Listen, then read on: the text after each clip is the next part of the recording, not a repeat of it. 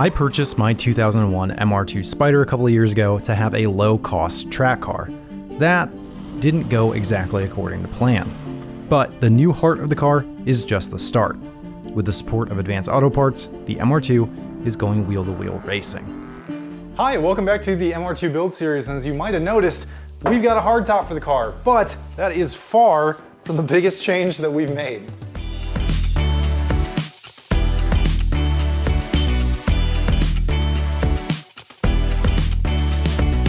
Back in April, I picked up a hardtop for my MR2 and then dropped the car off in Minnesota with my buddy Artsum to have a cage built for it. A few months later, we're back in Minnesota with Artsum to check on the MR2. Hey, my name is Artsum, and this is my shop, and this is how I would build a race car spec cage.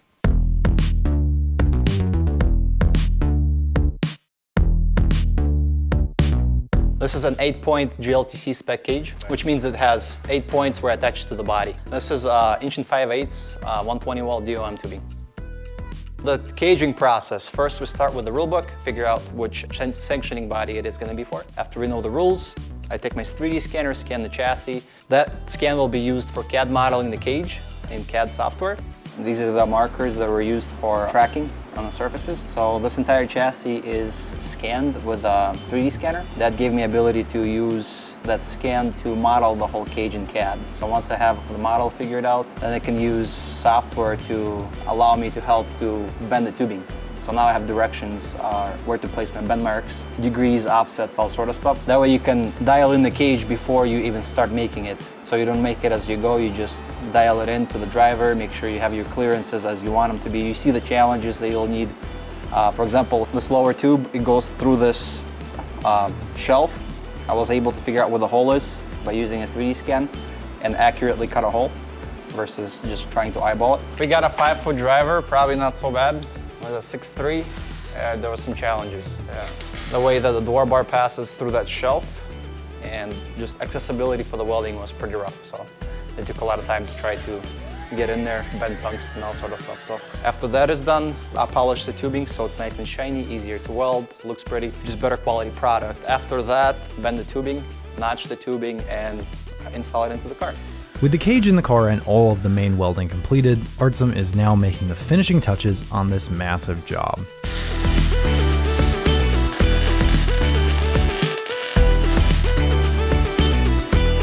Final inspection, making sure there's no underfill in the welds. Gotta weld this harness bar out. There's a couple of spots left here, and other than that, it's basically done.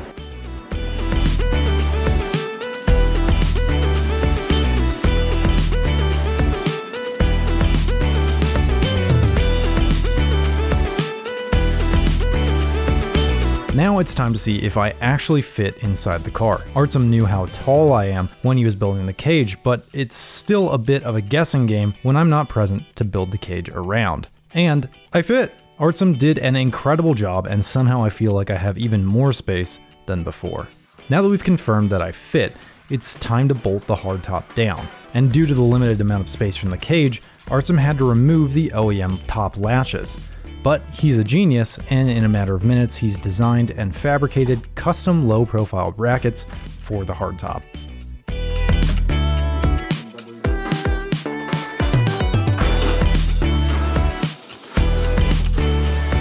With the car now caged, we're off to Indiana to make even more changes.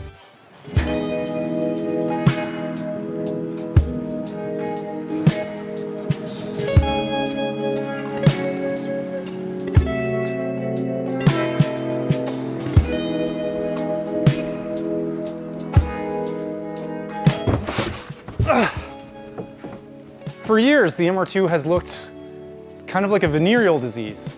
And finally, we're gonna do something to make the car a little bit more visually appealing. So here I am in Indiana at Al's Auto Body with my buddy Cal.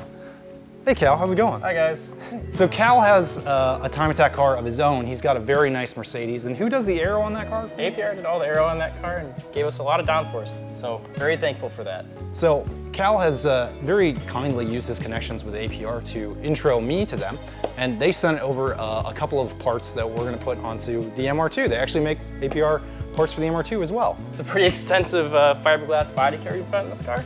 And with fiberglass parts, none of it really fits perfect. Like no matter what kit you get, it's almost impossible to just set it on the car and have it fit perfect right out of the box. So we're gonna kind of show you guys how you can fit fiberglass stuff properly and how to make it look perfect on the car. So we're probably gonna have to take most of the body panels off of this car. So I'm thinking bumpers, fenders, really anything that bolts on is gonna come off. So those rear quarter panels actually unbolt. How common is that for? I mean, for the most part, it's pretty uncommon to just have a rear quarter panel that just completely unbolts. Yeah. So that's gonna make this kit a lot easier compared to some other stuff where you have to do a lot of cutting. Because most modern wide bodies, it's usually just like cut the fenders out, radius it, and bolt something on. With this, there's really minimal cutting, if any, we have to do. So Yeah, that's pretty nice. Kind of nice because we get to literally replace the whole rear quarter. You're pretty much replacing the car at this point, which isn't the worst thing. Yeah, probably shouldn't have started with this chassis to begin with. So I've been wanting to take this off for a while. This is an intake from back when the intake was here, but the intake is here now. So this is just a piece of plastic that's here for no reason.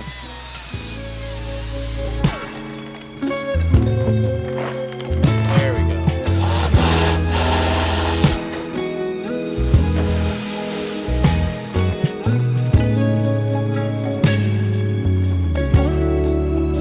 First is to kind of test fit all the stuff on the car, see what has to be done, see, okay, if we have to sand some certain stuff down, see if it fits perfect out of the box, which sometimes you get lucky and it fits pretty good right away. Yeah.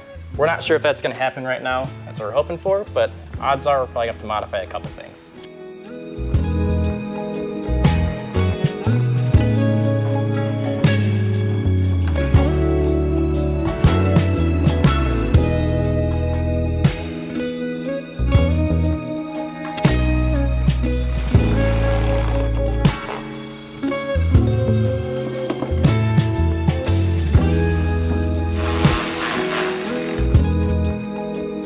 This is a concession we'll make because of race car.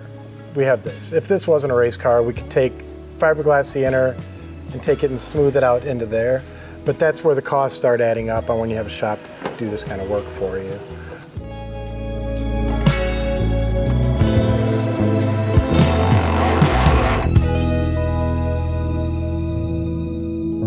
The APR kit comes without bolt holes or a fuel door pre-cut to allow for a more versatile fitment. The guys are able to make a template using an older fender so they can trace it out on the new fender and cut it out.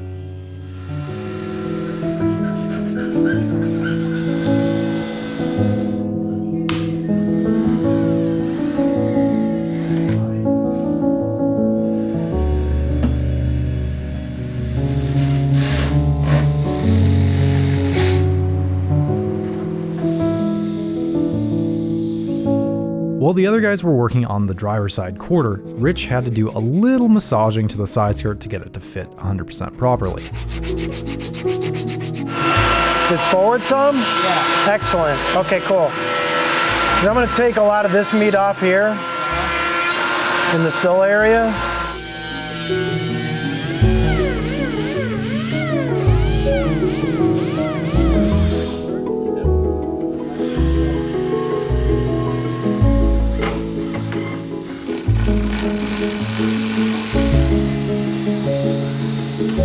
This gap. So I would take a sheet, come straight over, and seal that off. Yeah. If you don't, you're gonna have a giant air brake here. Yeah. Your floor is nice and flat because of the mid-engine design to start with. So if you just come from here over, you're really gonna get some really good benefits out of that. And then you're gonna be diverting the air outside of your tires, which that's a huge problem, is getting air on your tires. And you can do the same thing up front. Yeah, that's smart.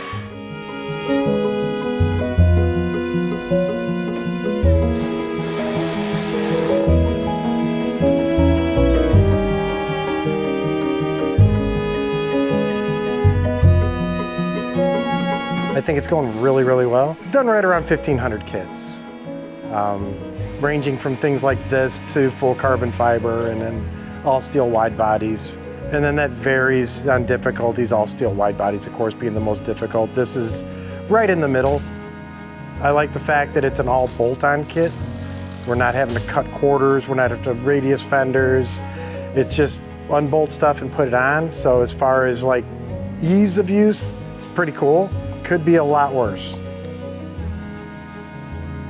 All right, so I am raising the Fortunato coilover on the MR2 right now, and I'm about to go and do it to the other 3 sides of the car. I've just raised this 1.5 inches. And the reason is because, A, when I lower this car onto the ground, I don't want the body kit to literally be on the floor because the ground affects it so much lower than it did with the stock body. And B, we are going to have to load this car onto the U-Haul trailer that I towed it here with, and putting it on very easy. Now I think it's going to be a lot more difficult with how low this body kit sits. So I'm trying to give us every advantage we can in order to safely load this on the car. And if that means monster truck status, so be it. So this is the first car that I've ever had that's had any kind of real body kit or wide body kit on it. And I'm sure glad I didn't try and do it myself. We've been here the whole day, just working with all the guys on getting everything fitting up, getting all the fitment, the panel gaps, massaging certain panels and overcoming little speed bumps and stuff. And as I understand it, this is relatively typical for any kind of aftermarket body kit because cars aren't going to be exactly the same, so fitment's never gonna be exactly the same. This has been a super good time. I've had a blast all day. I'm just watching these guys kind of do what they do. Watching Rich and all the guys work and manipulate the body kit to fit the car well has been so cool to see. And I'm pumped. I'm a big fan of the APR kit. I think it looks fantastic. It looks very retro, but it looks super aggressive, and it's gonna let us fit the tire that we're gonna need.